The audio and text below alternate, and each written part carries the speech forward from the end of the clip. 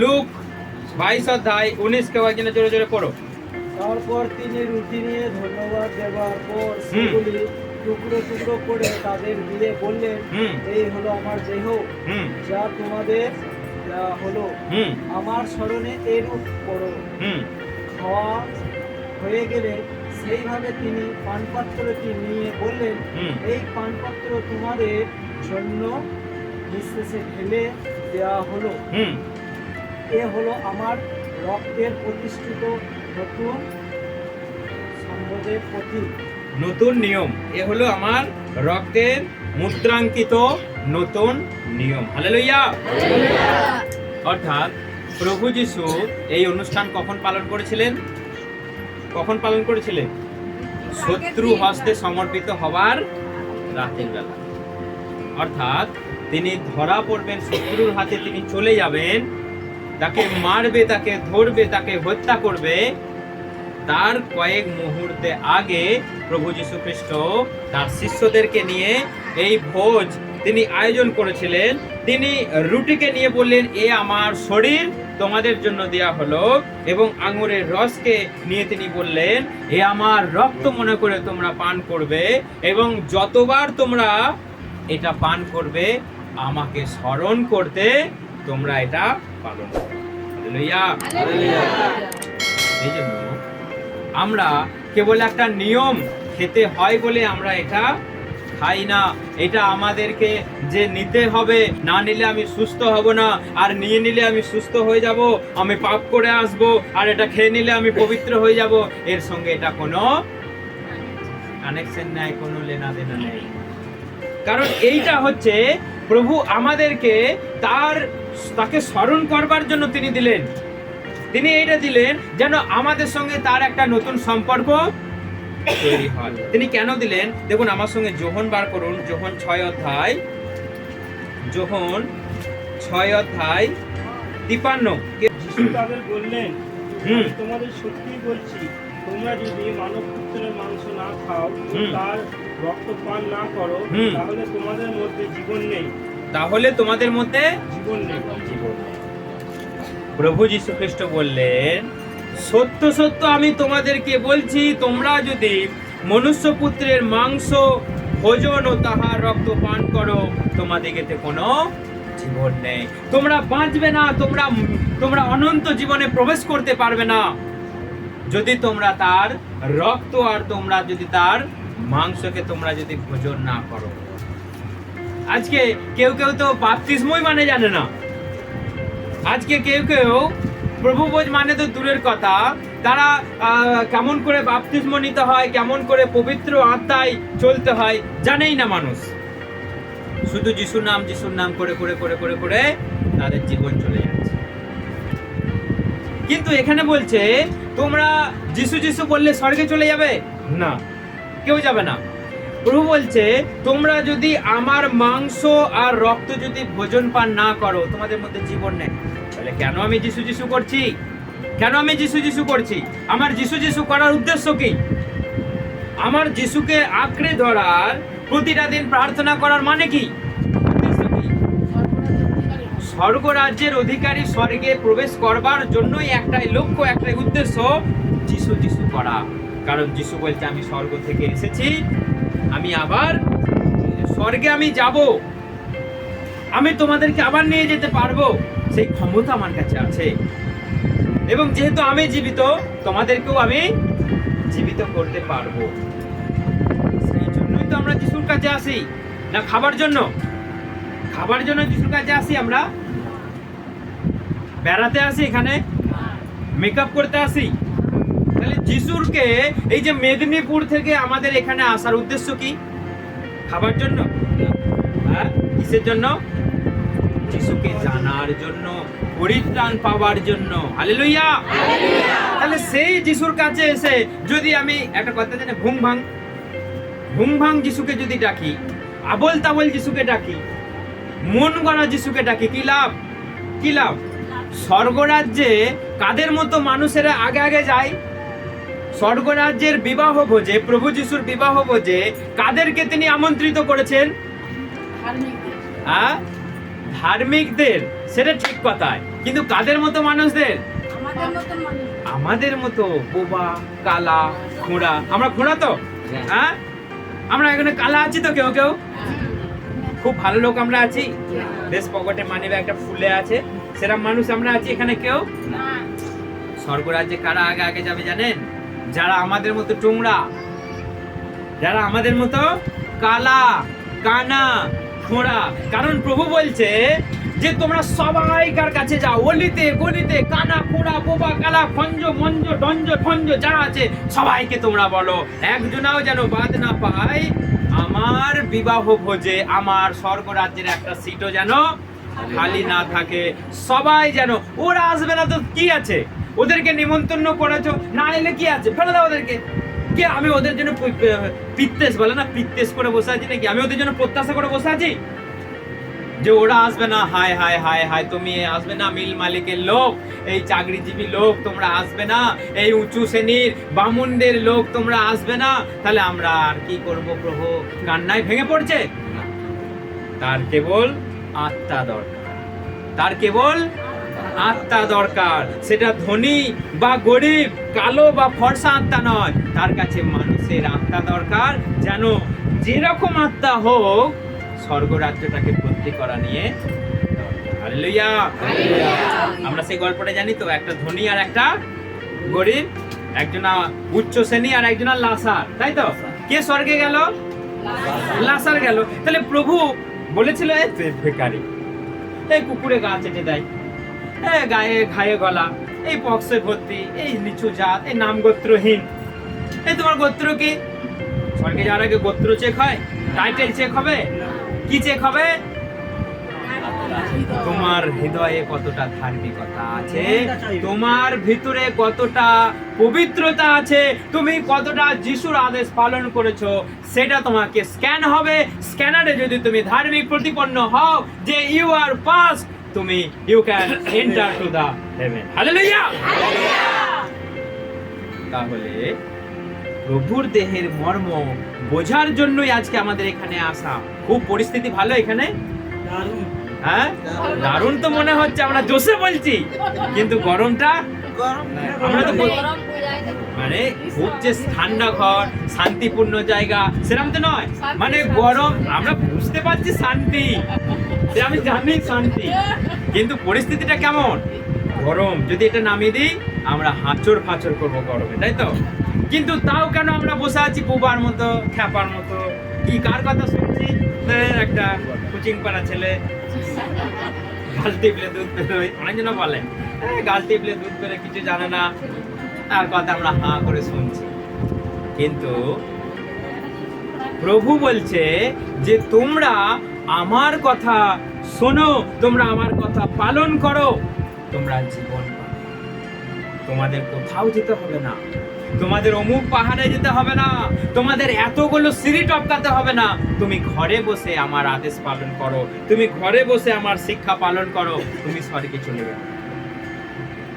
আজকে মানুষ আমরা কত কি করছি, কত ব্রত পালন করছি, কত হেঁটে হেঁটে আমরা জল এনে মাথায় ঢালার চেষ্টা করছি, শান্ত হও শান্ত হও, শান্ত আর হচ্ছে না। শান্ত হও শান্ত হও শান্ত হও, জল ঢেলে দিচ্ছি জল ঢেলে দিচ্ছি জল ঢেলে দিচ্ছি, শান্ত আর হচ্ছে না, উল্টে আবার রেগে যাচ্ছে। কিন্তু প্রভু বলছে, প্রভু যিশু বলছে, তোমরা যদি আমার শরীর আমার রক্ত ভোজন পান না করেছো, তোমাদের মধ্যে জীবন নেই। কতজনা বেঁচে থাকতে চান? কতজনা অমরত্ব লাভ করতে চান? অমর হয়ে থাকতে চান? কতজনা হাত তুলুন। কতজনা অমর হয়ে থাকতে চান? আমরা অমর হয়ে চিরকাল যুগ যুগ ধরে তার সঙ্গে আমরা থাকতে চাই। তাহলে কি করতে হবে? কি করতে হবে? তার শরীরকে আমাদের খেতে হবে। না খেলে আমাদের মধ্যে জীবন নেই, না খেলে আমরা তার সঙ্গে অনন্ত রাজ্যে প্রবেশ করতে পারবো না। শুধু হাততালি দিয়ে এটা কি গান জানো তোমাদের? এটা গানটা তোমার মা করছিল, পিতা এসেছে দুয়ারে, পিতা এসেছে দুয়ারে। গানগুলো খুব ভালো, গানগুলো শুনতে খুব ভালো লাগে, কিন্তু এই শুধু গান আর হাততালি আমাদের স্বর্গে নিয়ে যাবে? নিয়ে যাবে? সেই জন্য বলছে কে কখন আউট হয়ে যাবে, মানে কে কখন টাকা করতে করতে কে কখন আউট হয়ে যাবে, বাস যেতে পারবে আর। সেই জন্য শুধু হাততালি মেরে, গানগুলো খুব ভালো, মানেগুলো খুব ভালো, কিন্তু এই গান আর হাততালি আপনাকে স্বর্গে নিয়ে যাবে? প্রভু বলছে আমার শরীর আর আমার রক্ত ভোজন তোমাদের মাস্ট খেতেই হবে, পালন করতেই হবে। তাহলে আজকে যারা আমরা এই ধরনের প্রার্থনা আজকে অ্যাভেলেবেল চারিদিকে ছড়িয়ে আছে, ওদের মতো প্রার্থনা চারিদিকে ছড়িয়ে আছে, তাহলে তারা সবাই স্বর্গে যেতে পারবে? প্রভুর দেহ, প্রভুর রক্ত যদি ভোজন পান করতে না পারে, কেউ যেতে পারবে সেখানে? কোনোদিনও সম্ভব নয়। কারণ যদি এটা আমাদের কথা হতো তাহলে ওরা বলতো যে না, এটা তোমাদের বানানো কথা, কিন্তু আমি মন গড়া কথা বলছি। হ্যাঁ, যোহন 6:53 লেখা রয়েছে যে আমি তোমাদেরকে বলছি সত্যি সত্যি, তোমরা যদি মনুষ্য পুত্রের মাংস ভোজন ও তাহার রক্ত পান না করো, তোমাদের মধ্যে। হালেলুয়া। সেই জন্য আমাদের পালন করতে হবে। তিনি আমাদের জন্য কি করে তার শরীরটাকে দিলেন, কেমন করে দিলেন? তার শরীরটাকে তিনি ক্ষত বিক্ষত করলেন। তিনি কেমন করে তার শরীরটাকে দিলেন আমাদের জন্য? খুব আরাম করে তাকে আমরা কাঁধে করে তুলে তুলে নিয়ে গিয়ে আমরা ক্রুশে টাঙিয়ে দিলাম? হ্যাঁ, তাকে আমরা মারলাম, তাকে আমরা ধরলাম। কার জন্য? আমাদের কিসের জন্য? পাপটা কি? কি পাপ? অনেক কোয়ালিটির পাপ আছে, ছোট বড় মেজো সেজো, কিন্তু যাই হোক সেটা পাপ। সেটা যাই হোক সেটা পাপ। আপনি গাল দিয়েছেন তো? আপনি চুরি করেছেন তো? আমরা লোককে আমরা অভিশাপ দিয়েছি, সেটা পাপ নয়? আমরা মূলে মূলে খেয়েছি, এটা অপরাধ নয়? এটা পাপ নয়? এটা পাপ নয়? যদি বলি যে এটা পাপ নয়, তাহলে বোধহয় ঈশ্বরও খাই। হ্যাঁ, ঈশ্বর খৈনি খাই, তার কাছ থেকে খৈনিটা আমরা পেয়েছি, তাই তো?